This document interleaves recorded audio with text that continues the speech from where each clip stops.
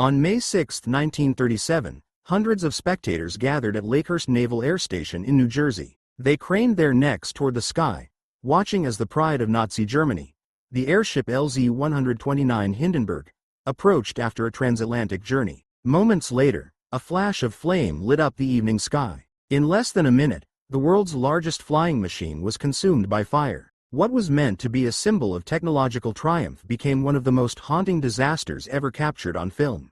The early 20th century was a time of innovation and bold engineering. Airships, massive, lighter than aircraft, were celebrated as the future of global travel. Germany, in particular, excelled in their design. The Hindenburg, launched in 1936, was the crown jewel.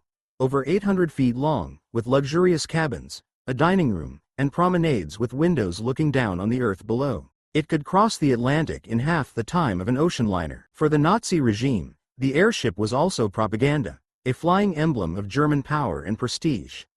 Photographs show the swastika emblazoned on its tail fins, visible from miles away. To passengers, though, the Hindenburg was not politics but a promise of comfort, elegance, and speed. On May 3, 1937, the Hindenburg departed Frankfurt, Germany, carrying 36 passengers and 61 crew.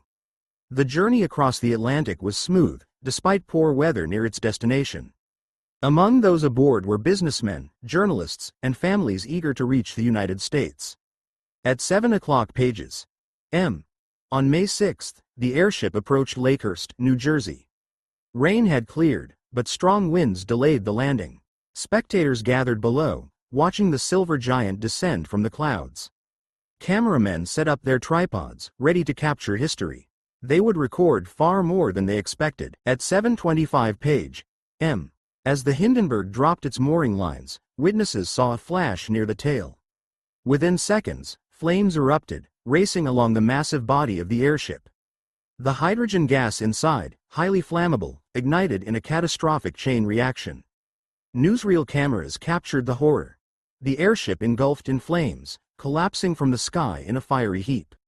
The cries of terrified passengers mixed with the frantic voice of broadcaster Herbert Morrison, whose words, "Oh, the humanity," became an immortal echo of despair. Despite the ferocity of the fire, not everyone perished. Of the 97 aboard, 62 survived. Some leapt from windows just before the ship touched the ground. Crew members, their uniforms aflame, stumbled out of the wreckage. Others were consumed instantly by the inferno. Eyewitnesses described scenes of chaos. People running through fire, rescuers pulling survivors from burning metal, and families torn apart in the smoke. The disaster lasted barely 70 seconds, yet its devastation was absolute. The official investigation concluded that leaking hydrogen gas had ignited, likely sparked by static electricity during the landing. Yet controversy surrounded the cause. Some believed sabotage was to blame, an act of anti-Nazi protest or hidden enemies. Others pointed to design flaws, blaming the use of hydrogen instead of the safer helium, which was restricted by U.S. export laws. The mystery has never been fully resolved. Each new theory, whether electrical discharge, flammable skin coating, or deliberate attack, adds to the aura of suspicion surrounding the disaster. The images of the Hindenburg's fiery end spread instantly across the globe. Newspapers splashed the photographs across their front pages. Radio broadcasts replayed Morrison's anguished commentary.